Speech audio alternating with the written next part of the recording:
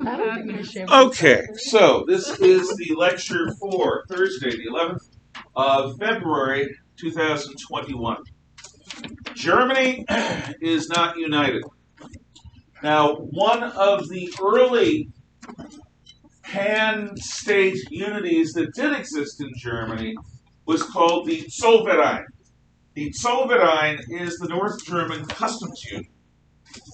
It is sort of a successor to the old Hanseatic League, which I guess could also be called a precursor to trans-state unity.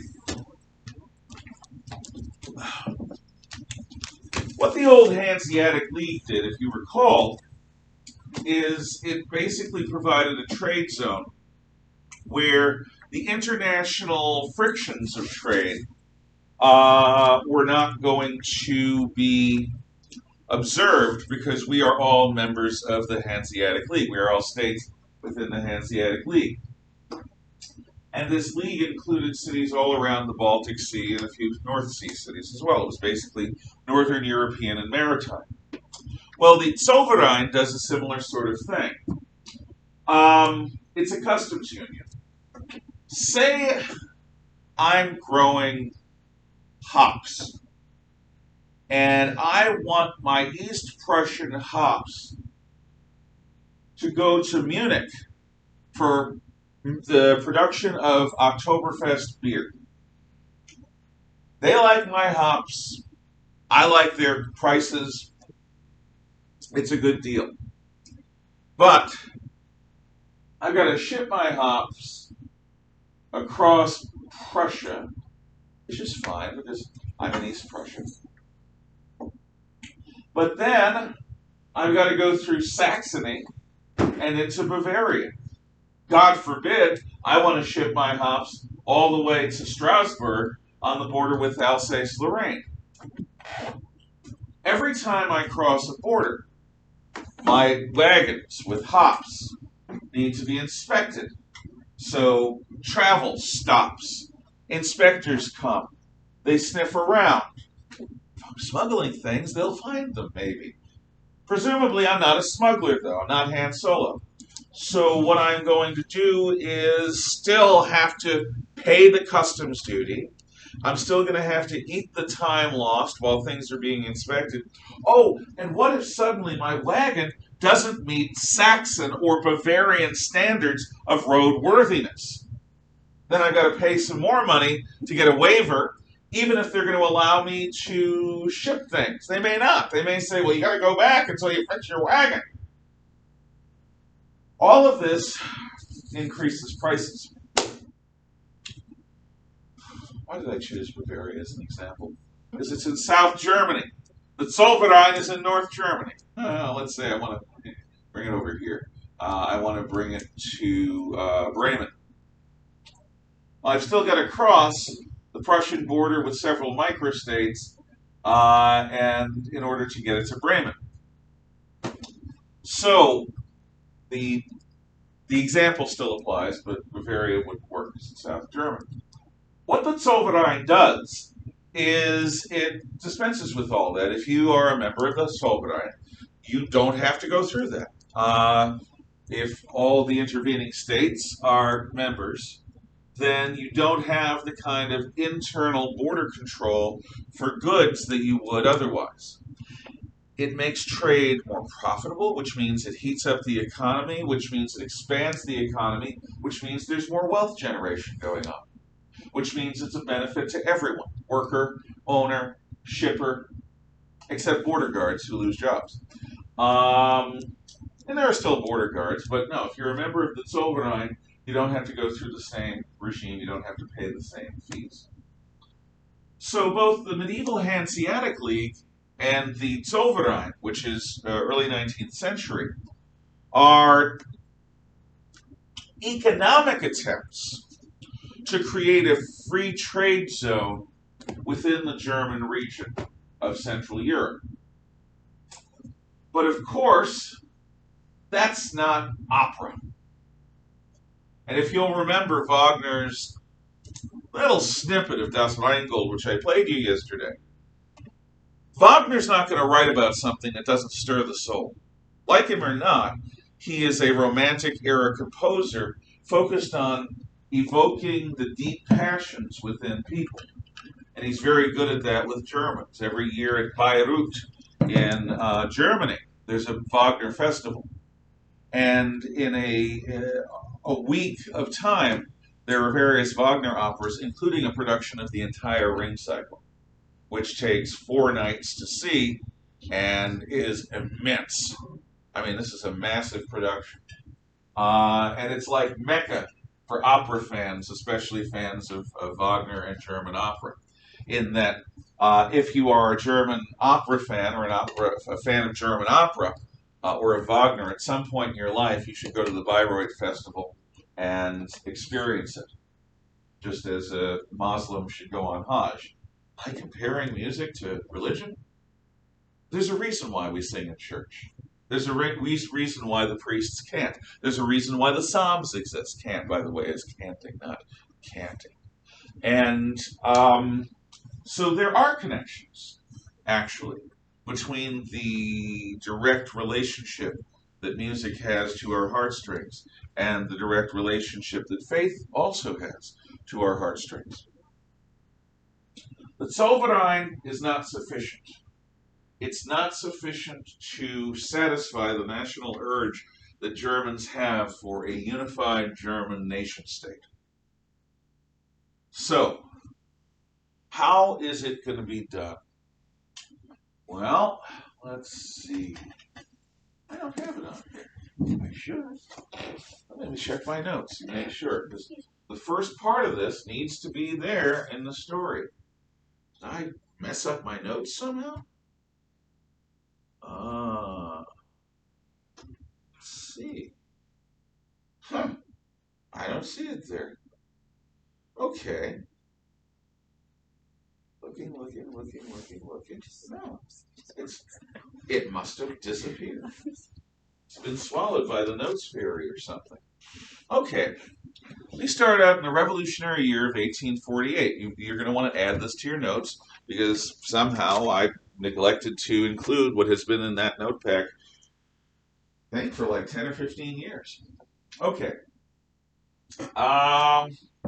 In the revolutionary year of 1848, there are a series of nationalist uprisings, most notably in Hungary, which the Russian army crushes. You should remember that. 1848 is also the year when good old Karl Marx promulgates his Leaping Manifesto.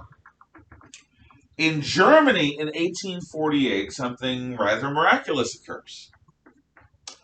A group of liberal politicians gather in the ancient capital city of Frankfurt am Main, or Frankfurt.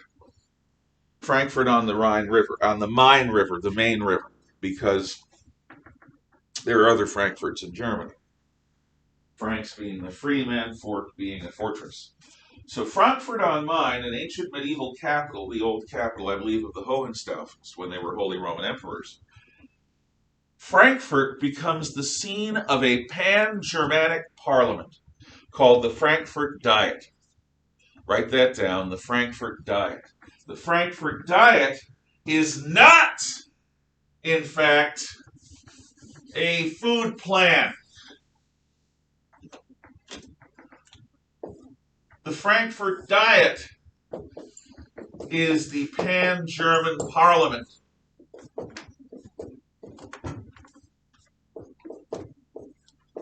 In fact, the word diet is still used for a parliament in Japan today. If you go to Japan and you want to see the government in action, their national parliament is also called the Diet. So the Frankfurt Diet gathers together. And they absolutely do not want to have a Grossdeutschland model of unity. They think that the Austrians are too slow, too backward, too attached to their non-German peoples. Maybe they could come in later on our terms, but for now, what we want to do at Frankfurt is establish a Kleindeutschland unity. Now, what we really want is a republic. But the world in 1848, after the French Republic's debacle, is not ready, that's a French word for bad, result. Is not ready for a German, a pan-German, even a Kleindeutschland German republic.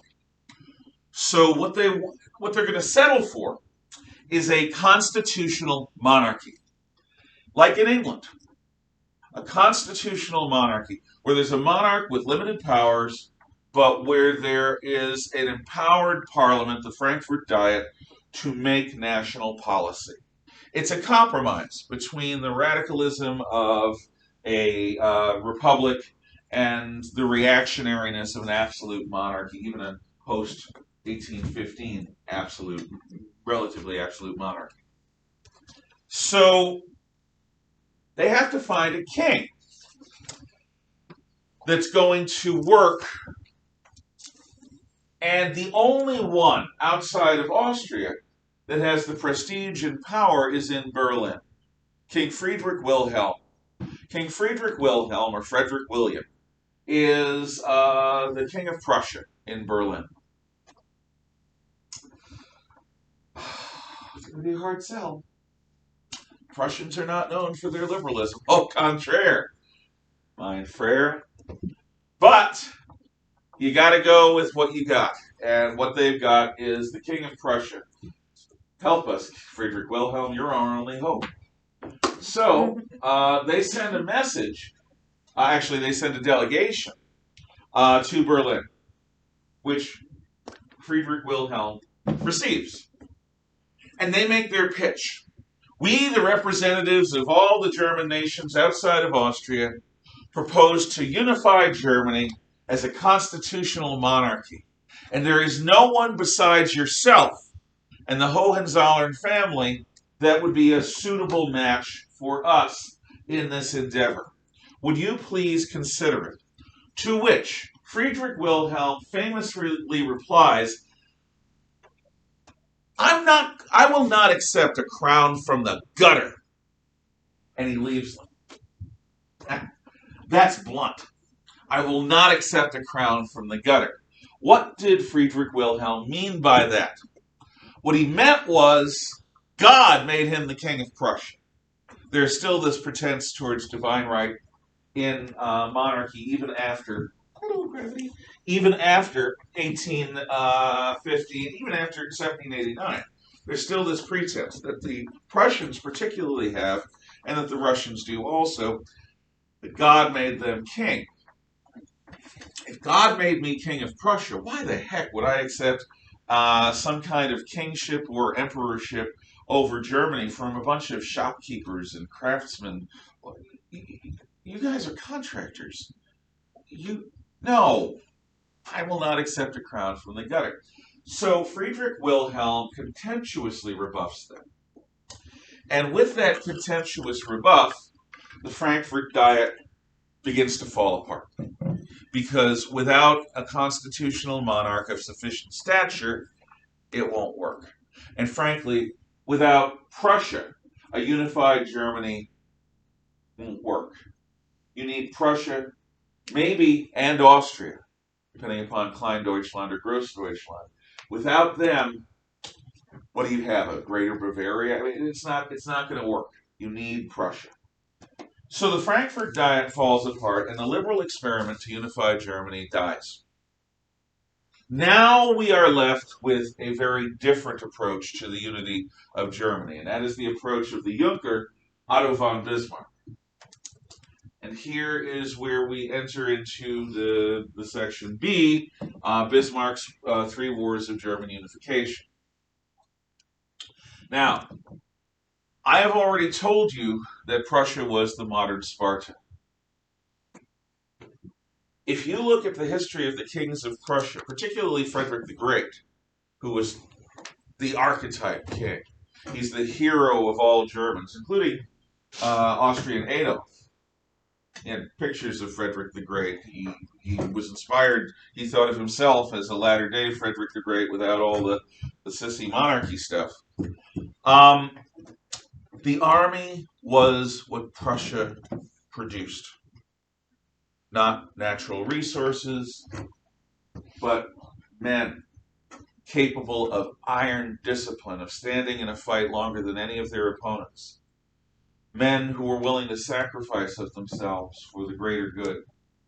The kings of Prussia always saw themselves as soldiers, going back to the tradition of the Teutonic Knights, as crusaders, as the church militant, as people who would use the sword to convert, and as people who would use the discipline that it takes to effectively wield a sword to rule. So it is this state, because of its power and its rule over Hanover and the Rhineland and the Ruhr and Western Germany, as well as its rule over the backward sort of agrarian East Albion regions, that is going to be the chief state outside of Austria in Germany. It has a very definite set of ideas. And the Junkers, of whom Bismarck is one, are the apotheosis, they embody the apotheosis of this conservative militant idea that Prussia is the army and the army is Prussia, that without the army there can be no Prussia. This identification between the state and the soldiery. Now, after Friedrich Wilhelm, who contemptuously said, "I will not accept a crown from the gutter," dies, the king of Prussia is King William I, or Wilhelm I, König Wilhelm I. And König Wilhelm is old. He rules for a long time, but he's old when he starts to rule. He is old in the way he carries himself. He is old in the way he looks. Different people age at different rates. It's a matter of psychology, it's a matter of life experience, it's a matter of personal priority. Mr. Nikolai and I are the same age, basically. He is in much better physical condition than I am, and he looks younger. Why? I'm older than him. Even though physically he's actually a couple of months older than I am, in my mind, in my heart, in my body, I feel older than I think he feels. And it just has to do with the way we've lived our lives and what our priorities are. For example, I don't like to exercise. He obviously does. I like to eat good food. My wife is a very good cook. I think he's more disciplined about these things. So you get what you pay for, and I get good food, and he gets a healthier body. Go figure.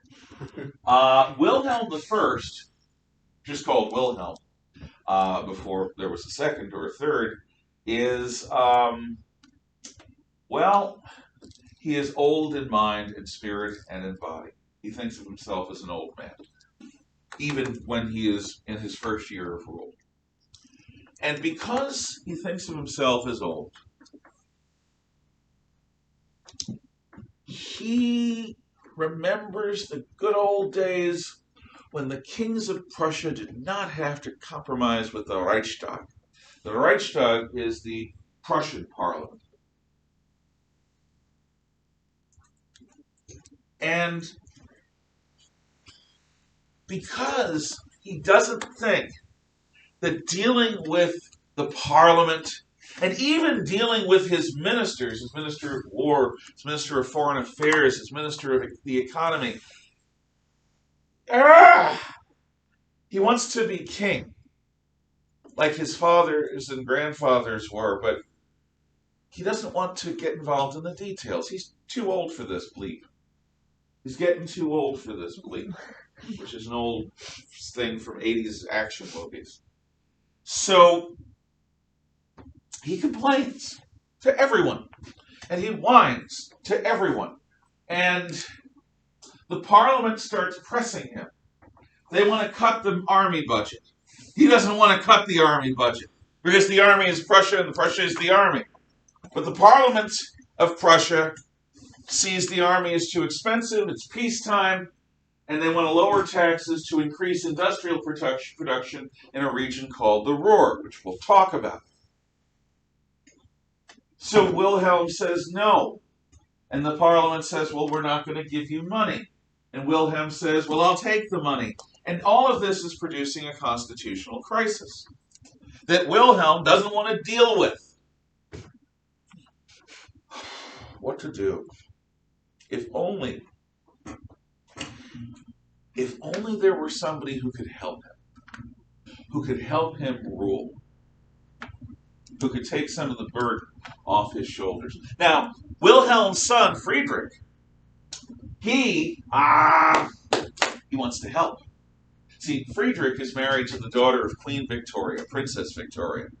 And Friedrich is a liberal. In other words, not a modern liberal, but a person who believes in liberty and constitutional monarchy. And because of his own liberal nature and because of the influence of his Victorian wife, Friedrich wants to turn Prussia slowly into a constitutional monarchy. Had Friedrich been the king of Prussia in 1848, he would have gleefully accepted what the Frankfurt Diet was offering, and the history of the entire world would have been different. However, Friedrich was not. But because Friedrich is a liberal, and because his English wife is so annoying, oh God, she's annoying, to the Prussians. Who is Princess Victoria? Princess Victoria is Queen Victoria's eldest child. Eldest daughter. And they share a name, and Queen Victoria was very, very, very affectionate and very, very driven by her loves. When her husband, Prince Albert, died, she remained in mourning for the next half century. She never remarried. She was always in black. It changed her. Well, she and her daughter are close. And the day before her daughter's wedding, when she would get married and then leave for Prussia, what they did is they walked around their favorite palace together, saying to one another, "This is the last time we're going to be in this room together as mother and daughter."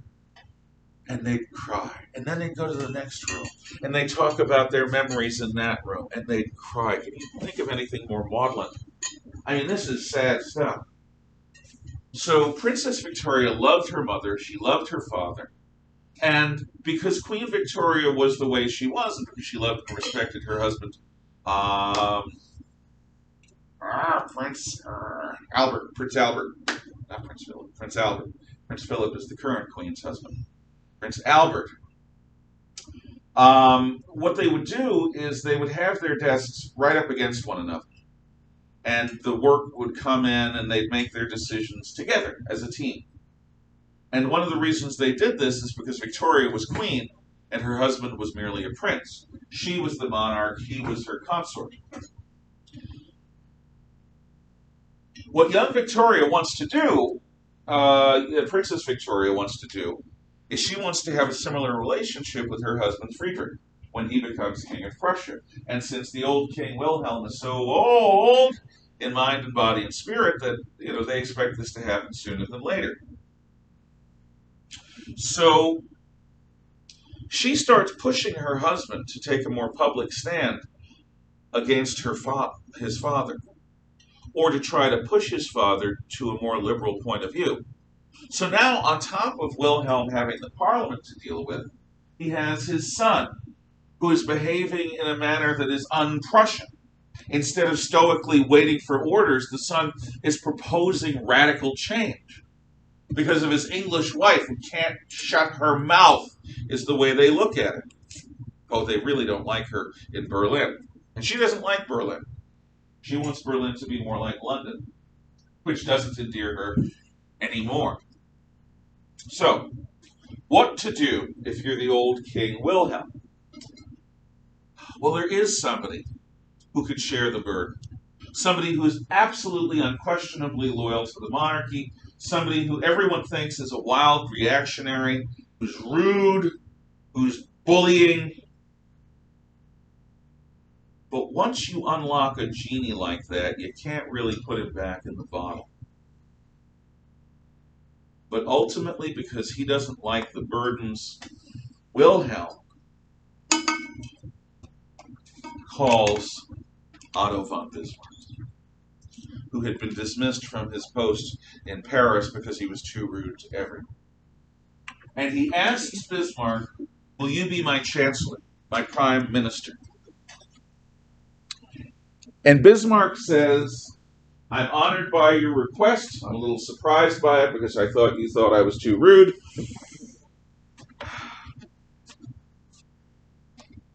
On certain conditions, I would be happy to.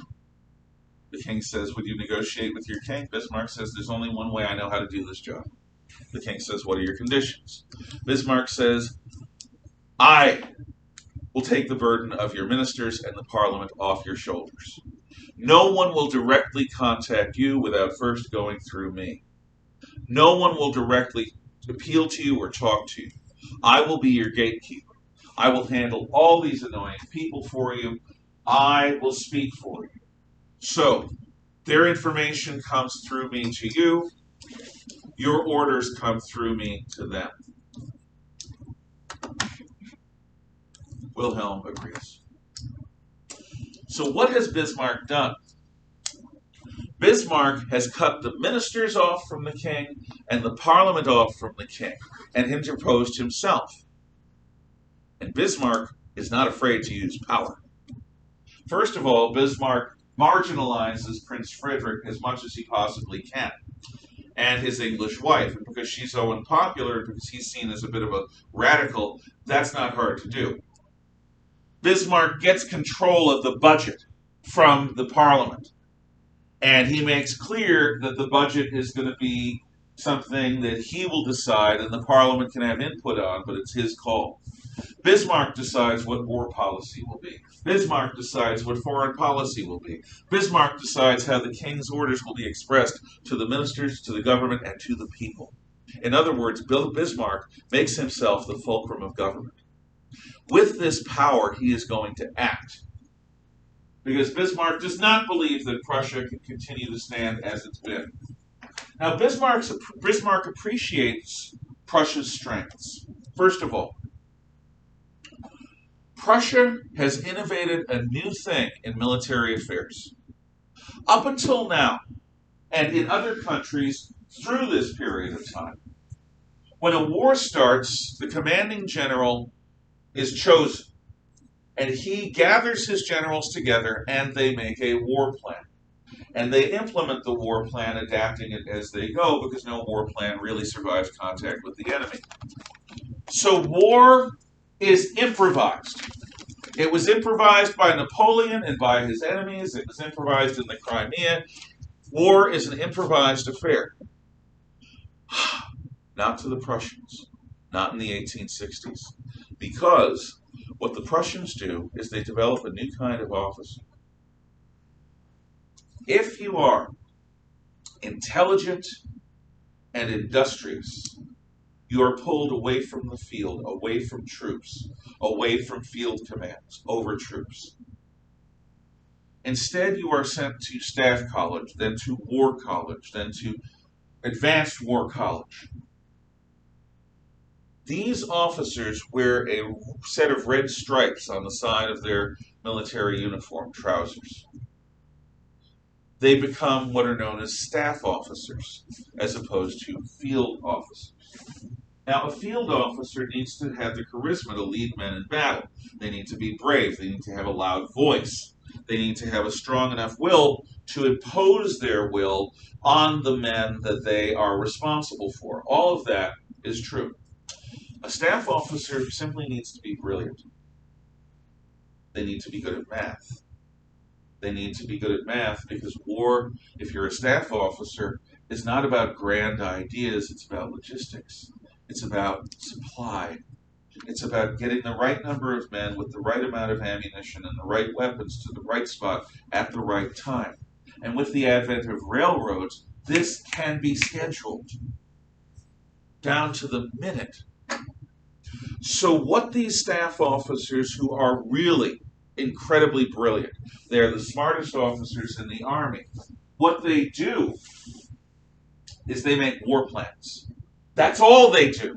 They make war plans. War plans with this scenario, we're fighting the Danes. War plans with this scenario, we're fighting the Bavarians. War plans with this scenario, we're fighting the Austrians and the Bavarians and the Danes. They come up with scenario after scenario after scenario for different possibilities for war. So that if war comes, according to any scenario that they can predict, all they have to do is take out a folder, give it to the Supreme Commander, and he has a battle plan. Right there, day one. He knows where to go and what to do. Does this limit the authority of the Supreme Commander? Yes. But he agrees to it because in the field he still will improvise. As the enemy reacts to the war plan, he will adapt the war plan to the conditions. But no longer is warfare going to be an improvised matter.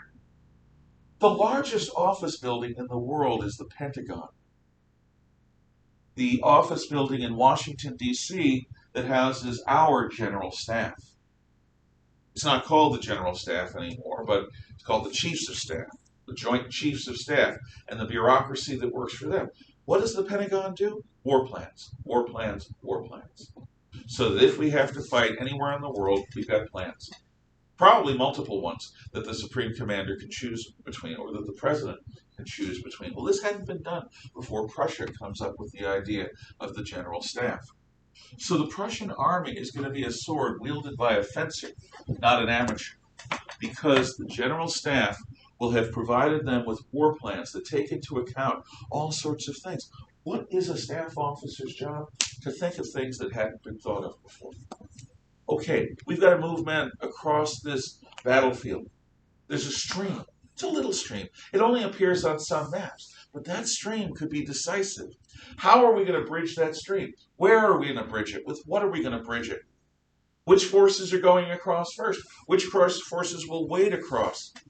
How do we do all these countless little detailed choices? They are made in the war planning of the general staff. So do you see the advantage that an army with a general staff can have? And the leader of all of this is a guy named Helmuth von Moltke. And in this painting, von Moltke is the only guy without facial hair. He's on the lower right with a blue uniform with red stripes, sort of standing, looking up at the king. That's von Moltke. He's the head of the Prussian general staff. So Bismarck knows that the army is in good hands. But there's also this. The Ruhr, R-U-H-R, is a region of Western Germany that is rich in coal and iron ore. It's around the city of Essen. And the Ruhr is not just the industrial heartland of Prussia. It is not even just the industrial heartland of Germany. It is the industrial heartland of continental Europe. Britain in North England has a similar region that is rich in coal and iron ore, which is why Britain's an economic superpower early on. But the Germans follow up, and with the Ruhr, Prussia has dominance over the prime manufacturing area that's going to produce the steel and the weapons and the gunpowder that the Prussian army will need.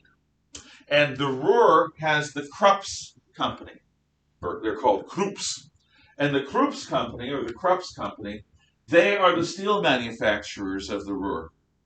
Krupp steel is some of the best in the world, some of the cleanest, lowest carbon steel that you can find. And Krupps is going to make the weapons of war that Prussia will need, and later that Germany will need. So Krupps and the Ruhr are a massive advantage that the Prussians under Bismarck have. The third advantage is the most temporary. It's called the Dreyse needle gun. Does it shoot needles? No. It shoots very small bullets, though. But what the Dreyse needle gun is the world's prototype bolt-action rifle.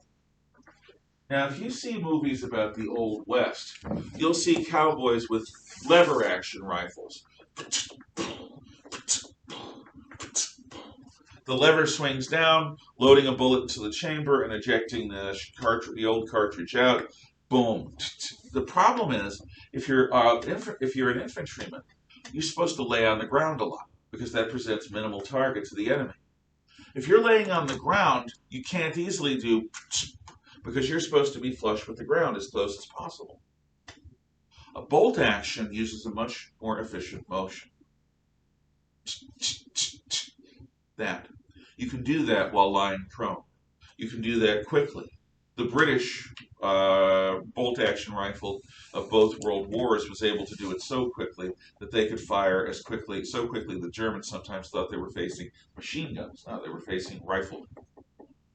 The Drey's needle gun is the world's first prototype bolt-action rifle. So what it's going to do is give the German soldier better firepower, the Prussian soldier better firepower over their enemies up until the Franco-Prussian War. So these are all advantages. Now, there's something else that you need to understand about Prussia.